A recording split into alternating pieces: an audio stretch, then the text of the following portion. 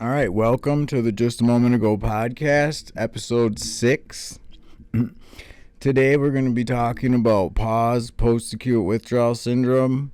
My experience with it. Unfortunately, I had it pretty bad, and I still struggle with some of the symptoms today, but I have healed from a lot of them, fortunately, but it did take almost 4 years for me to feel the way I do now and even begin to feel the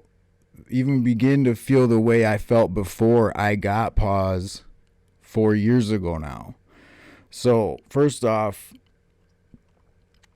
PAWS is actually a very confusing it's confusing and difficult to understand because there's no actual definition for PAWS. You can't just there's a definition of what it is in the brain or whatever, but there's no actual one symptom or one thing you can say is PAWS. It's multiple symptoms that happen, and you can have many of them at a time, and you are very uncomfortable. So what it is 30 to 90% of people will get some form of PAWS while they're in a program, typically when they are in the MSW, the medicated supervised withdrawal part of it, but you can actually get it while you're tapering too.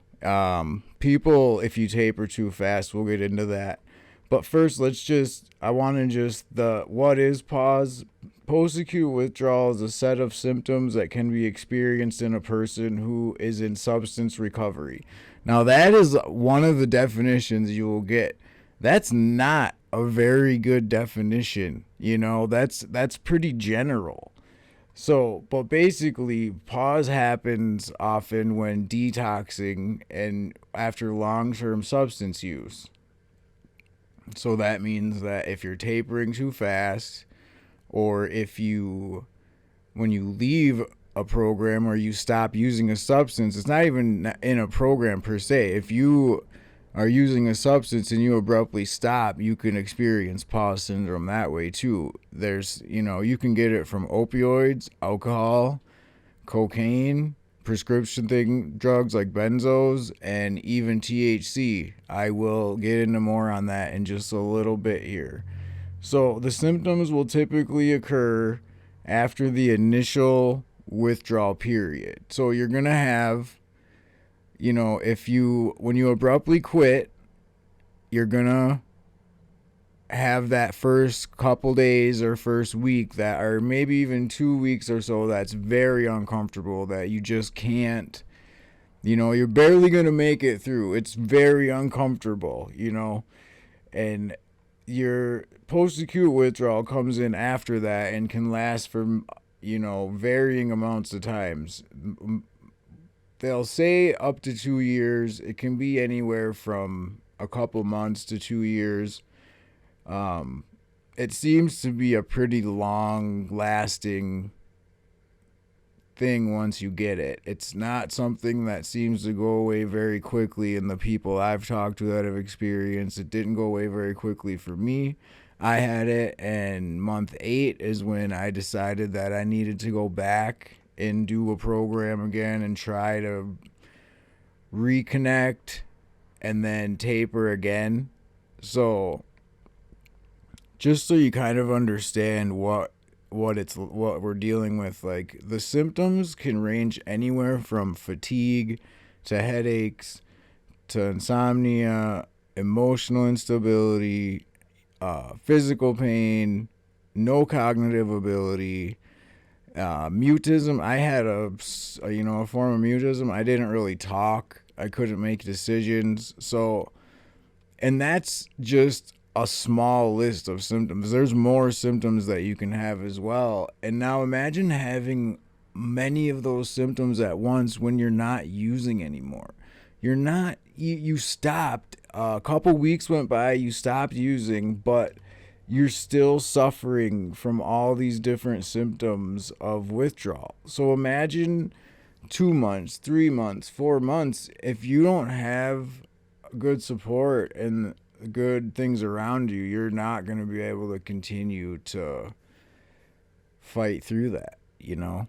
I'll get to, why I struggled in a little bit here, but the causes of PAWS aren't that well known other than it changes the brain chemistry. There's not a lot of understanding why it happens after you go through the first withdrawal and you go into post-acute withdrawal.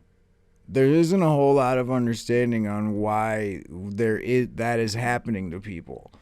So again, it's very hard for people to understand and deal with when there isn't even much information or much that you can get or take other than try this, try that, see if this works, see if that works. That does not help most people, because a lot of people don't get to to solving it. For me, I didn't. I ended up going back because it's like, if I'm going to take all this stuff, why not just go back, reconnect, taper the right way, and see if I can come out the other side better off than messing myself up with as many different prescription pills as I possibly can.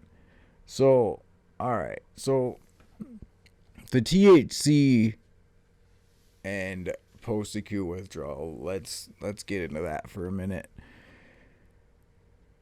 I have a friend, call him Tyler. He smoked concentrates for, probably 2 years. He smoked every day throughout the day. Concentrates are 70, 80, 90% THC, very high THC. So you're feeding yourself high quantities of concentrated THC every day. So after a couple years, he quit, and after he quit for, it was about a month or so, he just wasn't feeling right. His cognitive ability was messed up.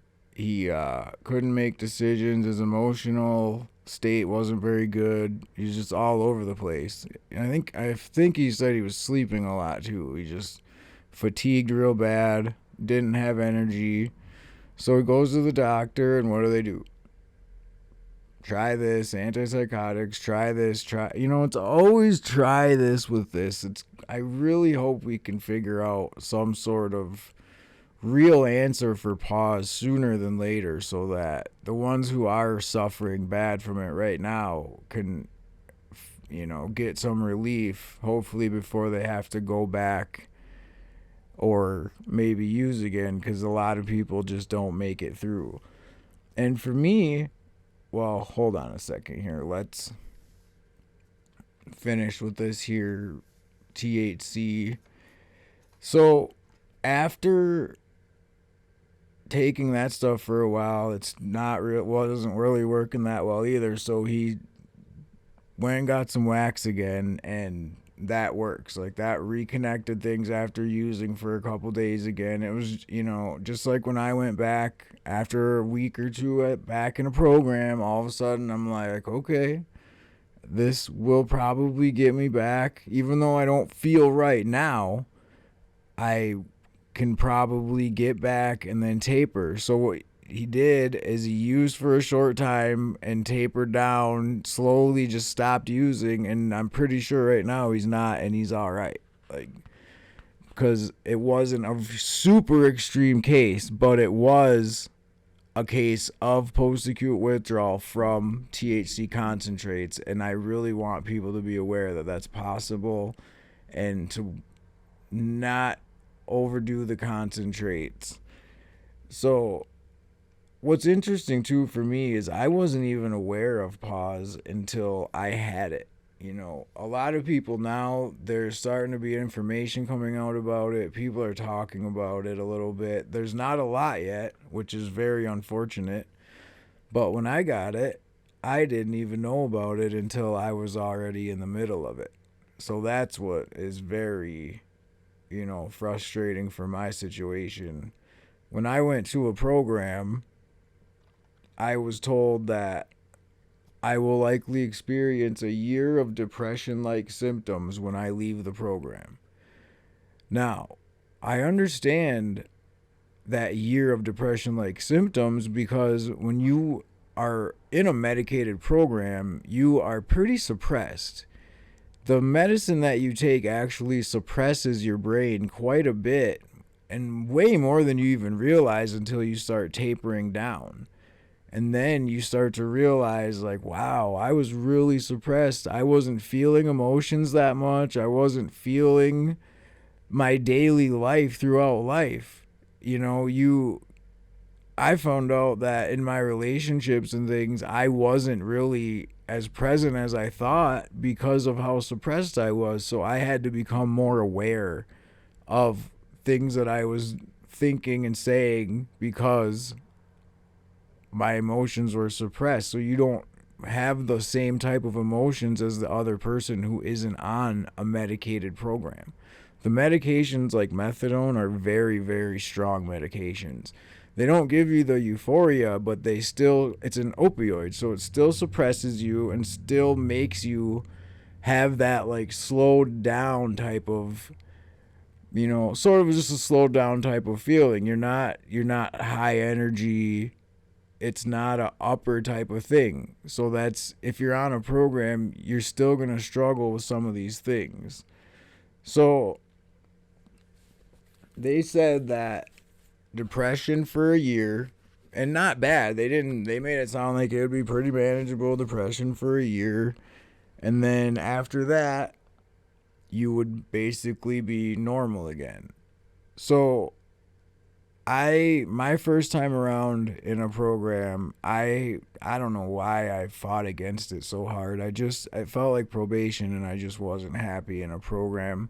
I think it was because I never thought I was going to end up in a program also. So I just, I wasn't the way I should have been, and I kept trying to fight to get out and pushing my way around, and just, it wasn't a good thing. So when I decided that I was going to quit, I tapered at 5 milligrams every 2 weeks, which is too quick. So what I've heard now is that you shouldn't lower your dose until you have no more withdrawal symptoms at the dose you're at, because then your brain would be healed to that dose. You're not craving, you don't have any more receptors that are, that have cravings that need to be filled up. You are healed to that level. So you need to slow the taper way, way down, 1 to 2 milligrams every couple months kind of thing. I mean, some people are going to obviously heal faster and slower, but I'm just saying from what it seems like is it takes more than a couple weeks to heal your brain at each taper period. So you need to give yourself more of a taper period. Get ready and go longer, not try to just get out. So for me, where I went wrong was at 11 milligrams. When I got down to 11 milligrams, for one, I wasn't using insurance. I was self-paying. So I was paying out of pocket all month for the program. And I was in a place where I didn't want to be in the program anymore. So I just quit at 11 milligrams. It was a Saturday. I went in. I got my dose there, and they gave me a Sunday takeout because they were closed on Sundays. And I went home, and I did not take my Sunday dose. I decided that Sunday would be the day that I started.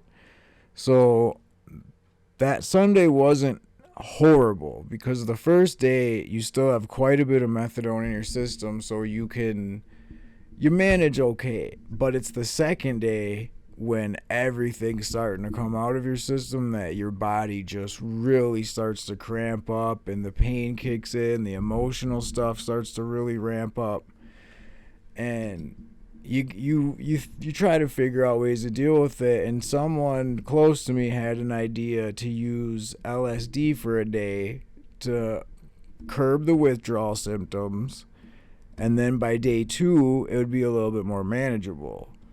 So that's what I did. That second day, I used LSD and just got lost in that. And I still felt it a little bit, but it was so much more manageable with your mentally being that distracted. And then on day 3, while it was still rough, it's not as bad. And I was able to get through day 3 with the Ativan, which I probably shouldn't have started taking something like that right after, but they do prescribe that often for the first week or so, I've heard of. And one doctor did tell me that too when I went to see a doctor for my post-acute withdrawal, but he wouldn't give them to me at that point because I was already outside of a month that I'd been outside of the clinic or outside of a program. So I started to actually use Ativan for a few weeks. Someone was able to get, I wasn't prescribed them, I was getting them because the withdrawal symptom, I was still trying to work and do things. I didn't want to just stop my life. I had just moved to a different city and I was trying to keep going and, not talking to too many people about how bad it really was. And one person was understood and was getting me Ativan it was around 2 months I was getting Ativan, but when I couldn't get those anymore, when I wasn't able to manage the symptoms I was only taking one Ativan a day to get through, and it was working well. I was managing symptoms and I was getting through my day. But when I stopped, wasn't able to, it was about a week after not having Ativan anymore that I really started to feel bad. Like I had no energy. I couldn't think very clearly. I was starting to feel just filled with anxiety. Like I didn't even want to go anywhere because I had a fear my vehicle was going to break down. Just all kinds of weird anxieties all the time. I wasn't functioning very well. So I wasn't sure what to do at that point. So that's when I went to the doctor the first time for PAWS, when I had PAWS. He hadn't heard of PAWS yet. He had just barely touched on it. He had to call somebody else. They had a discussion. I ended up with antipsychotics and tramadol. And I'm like, okay, what is this gonna do? Anyways, so I took the antipsychotics and tramadol for the week, as they said, because the tramadol is for a week, and it made me a little bit loopy. I felt okay. It wasn't great, but I was feeling okay. And I went back when the tramadol ran out, because that's what he told me to do. And that he just said, I'm not going to give you any more tramadol. Continue to, well, he asked if I felt okay at that point. And I said, yeah, the tramadol and antipsychotics was working. I felt all right. I got through the week. And he said, I'm not going to give you any more tramadol. Keep taking the antipsychotics and let's see how that goes. And I'm just thinking, so the tramadol is it's a mild opioid, and now you're going to take that away completely after a week of me taking it. And I was taking the tramadol twice a day, and I just couldn't see the logic behind what was happening, and it didn't work at all. Within a couple days, I was feeling horrible again, and then I just wasn't able to get to a level spot. The antipsychotics did not really work. They made me feel just some kind of awful. And I decided just to quit taking everything. I was like, this really isn't the answer. If I'm going to leave a program and then I'm going to go and take more pills that I'm getting prescribed from a doctor, what's the point? I might as well be back in the program if that's how it's going to be. Why? You're just going around in circles. You're going from one medication to another. And I think that antipsychotics and messing with your brain when your brain is already messed up is not going to be the answer. Your brain's already trying to rewire itself. It's already trying to fix itself. So now you're going to go give it other stuff that's going to also mess with the wiring of it and how you are? No, I can't. That's not going to be the answer. So I stopped taking everything all together and was just hoping that just by living, I would be able to heal and get to a better place. And the biggest thing is, they say it takes up to 2 years, but you have to be able to have 2 years of your life to give up. If it depends where you are, early on in my treatment, I was able to take a year and try to relax and remove stress and heal. But what I was never taught in the beginning and what nobody realized is it's not when you're in the program that you need the time, the downtime to rest and heal. It's when you leave the program. It's when you are now starting a medicated supervised withdrawal. That's when you need the rest and the downtime. While you're in the program, while you're on a medication, you should feel good enough to at least live normally unless you have another health issue on top of that. But if you don't have another health issue, with just taking medication, I think most people should feel good enough to live normal, and you should take advantage of that if you can, because once you get off of that medication, it gets a lot harder. You feel a lot weaker, your energy gets depleted faster, your body is trying to heal without any medication. And you are not in a place where you can take time, you can give yourself that time to relax and let yourself heal. You're not setting yourself up. And that's where I really went, my healing did not go right because I had the downtime, and then a month and a half before I moved, and then a month and a half later, I left at 11 milligrams. So not only did I move, I was at a new job in a new city, trying to do different things, trying to keep going. Now I'm going through, some of the worst situations mentally and physically of my life. And it didn't work. So I actually ended up moving back way sooner than I planned on because I wasn't functioning very well. I wasn't able to work a lot of hours. I wasn't able to think clearly. And when I moved back, I didn't want to discuss how bad I actually was, like how horrible I actually felt and how down and low I actually was feeling at that time. In month 3, 4, I was really starting to feel bad. But by 5, 6, I was having a hard time getting out of bed. I was having a hard time doing too much of anything. And by 7, 8, I was thinking about using again. I had to have people had to basically get me out of bed for me to go anywhere. Like, I didn't want to do anything at all but just lay in bed and stare at the ceiling because my legs were just so weak. I felt so tired and sore. Every step you just feel sore, and there's no happiness during that time. You start to question, what is the point of life when every moment of the day is withdrawal symptoms, is emotional instability, physical pain, cramps, hot flashes, cold sweats, everything that you can think of, and you're going through it. And then to top it off, you have no cognitive ability, can't make a decision. When you do make a decision, you're not happy with the decision.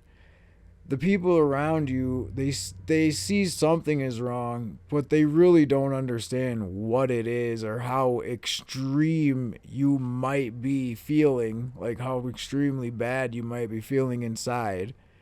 So it's important that when you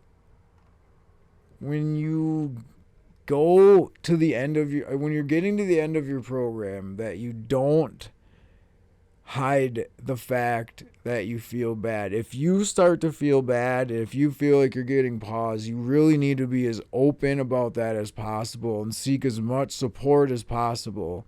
You need people that are going to be there and have your back while you're really suffering and while you're really weak and not able to do a whole lot. People that are going to understand that your cognitive ability is suffering, that your brain is not wired properly anymore. You've gone through a lot. You've taken medication that's completely changed your brain, and now it needs a lot of time to get back to normal for you to feel normal again and be who you might never be who you were before, but you might be able to get close again. For me, I don't think I'll ever be who I was before post-acute withdrawal, but I'm 4 years later now, and I feel like I am 70% that person again. I still have some issues. I still have some things going on that I think are stemming still from post-acute withdrawal syndrome, but I also am feeling a lot better after getting back in a program and getting stable again, getting to feeling normal, and now I'm going to start to taper very slowly until I'm comfortable at each level so that I can leave properly and heal and go on and live life normally. So if you have PAWS, make sure that you pay attention and make sure that you are open about it. And if you know somebody that has PAWS, or you see somebody that is in a program, leaving a program, and they're just struggling, they're having a hard time, don't be afraid to reach out. There's no cure for PAWS yet. There's no magical drug that you can give someone that PAWS is just cured and now you don't need to have a medicated nothing. You don't have to do anything. It's time, or go back and try again. Those are your options. But in my situation, in month 8, I didn't have any more time. Life had gotten to such a low place mentally and physically that I just felt like if I was going to take more time, I don't know that I would have made it much longer. Because my quality of life had just gone down so far from the extreme symptoms that I was going through, and that were only getting worse in month 8. I wasn't, if I would have seen any progress, felt like I was getting better at all, I would have kept fighting. But in month 8, progressively still getting worse and worse, I didn't know if 2 years was realistic for me or not. So I decided that in the middle of my life, where I need to try to build a life and do things with my life, is not the time to be fighting with PAWS syndrome and going through the worst symptoms I've ever had. So I decided to get back in a program and get stable and just taper very slowly through this part of my life so that I can get through this properly, and then on the other side leave the program and get through that withdrawal part of it, and then see if PAWS comes back again or if I am going to be healed from it this time. And the biggest thing that you have to be willing to accept is the long term. If you're trying to do it quick, you're going to be struggling and unhappy. That was my problem the first time that I was in a program. I wanted to go to a program and get better and just leave and be back to myself. And opioids is the first thing in my life that has taken away my ability to heal. Anything else that has happened to me, I've been able to come back from and feel better, feel good, be strong, and get through it. But with opioids, when I got stomach erosion from taking the cooked pills, I have not been able to come back from that yet. My body has not been able to heal the stomach erosion. I'm in year 8.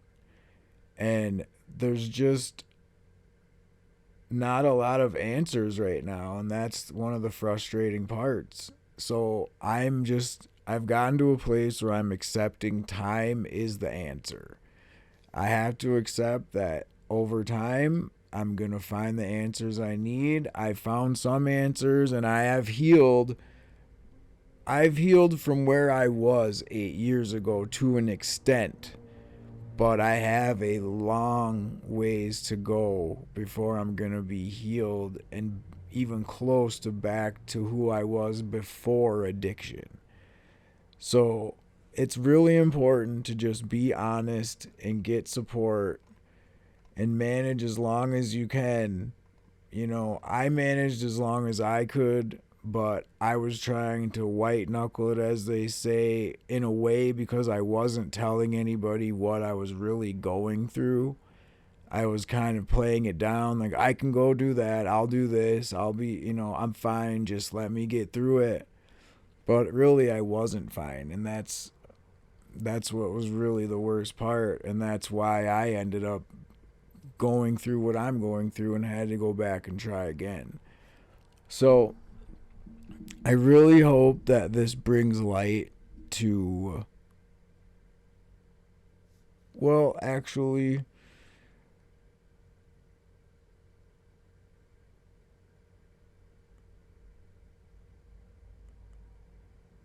and that's why I had to go through what I did and what I've seen others go through as well. I know 2 other people that have actually gotten PAWS, and they both went back to a program as well.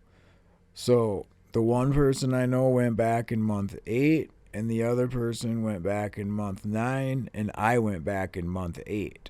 So month 8, 9, I'm thinking month 7, 8, 9, and 10 are the months that are the hardest months to get through and the most challenging months. Now again, I didn't know the other 2 people had gone through PAWS when I was going through it. I didn't know till I went back to a program and had a discussion with a couple people, and I found out that these other 2 had gone through PAWS, left, and came back, and we had all been gone around the same amount of time, which is really interesting. So if you have it, if you know somebody in it's that 7, 8, 9, 10 month period, try to fight through that. Know that in my experience and in 2 other people's experience that I know, those are the months, especially 8 and 9, that break people.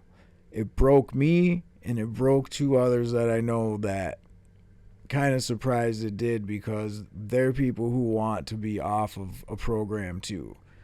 But when you feel so low that you can't function anymore, and your quality of life gets to such a low point, you have to make a decision for yourself, and that's basically what it is. You choose quality of life.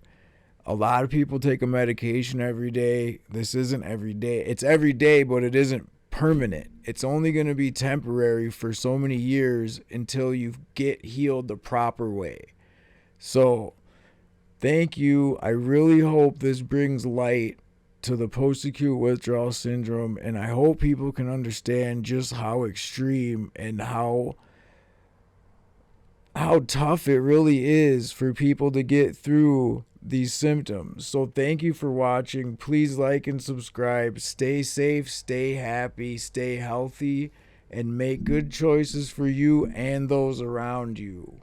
Thank you.